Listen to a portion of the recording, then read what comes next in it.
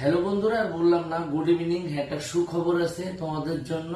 আর সুখবরটা বলবে, একটা কথা আছে না যে বাংলা ভাষায় একটা কথা আছে যে বেশি বাড়াবাড়ি করলে কি হয় বলো তো, মানুষের এইরকমই হয়। তা বাঁধন দুদিন ধরে বেশ লাফালাফি করছিল।